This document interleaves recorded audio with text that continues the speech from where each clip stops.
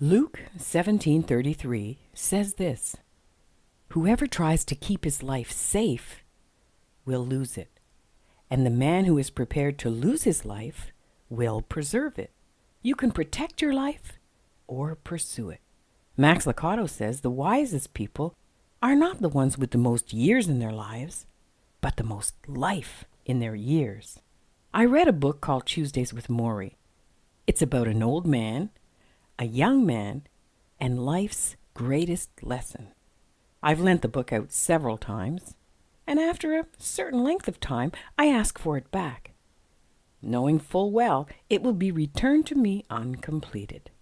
I had to force myself to finish it. The reason is simply because Morrie dies in the end, and you know that right from the start. Morrie was a teacher, a fun-loving character who could dance up a storm. He developed Al's disease, which is terminal and starts from the feet up. You are aware of your body dying because your brain is the last thing to go. Mitch, the author of the book, is one of Morrie's students.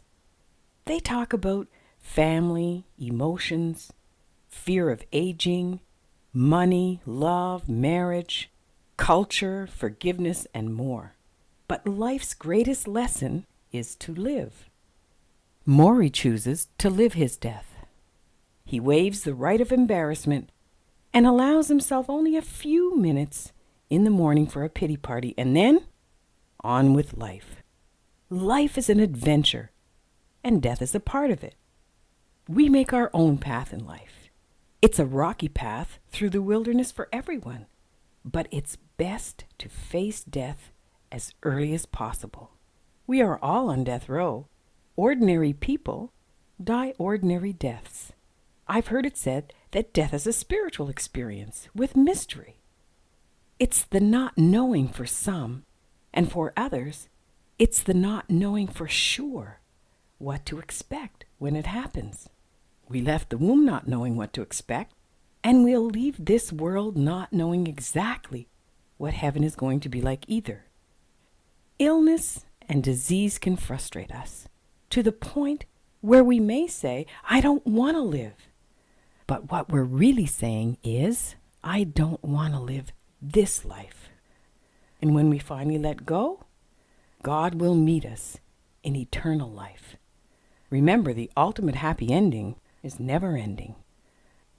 The reason that people start to read Tuesdays with Morrie and don't finish it is because they get attached to Morrie. He shares his heart on those pages and touches yours in the process. You don't want him to die, and in not finishing the book, you don't have to read that part. But even that doesn't prolong Morrie's life.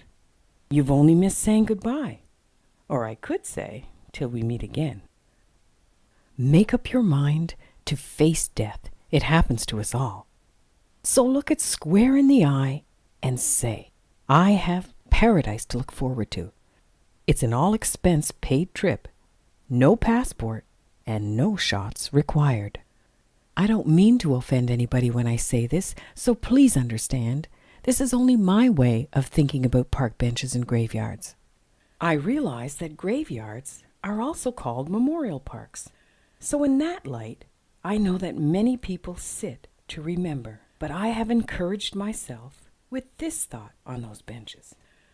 When it's my time to contemplate my own fate, which is inevitable, I will look at those plaques or headstones and marvel at the many people who have already crossed over before me. And I will do this too. Fear is either a lack of imagination or too much of the wrong kind of imagination. Hope is the evidence of things not seen. Hope is necessary. Even the thief on the cross had to believe in order to make it to paradise.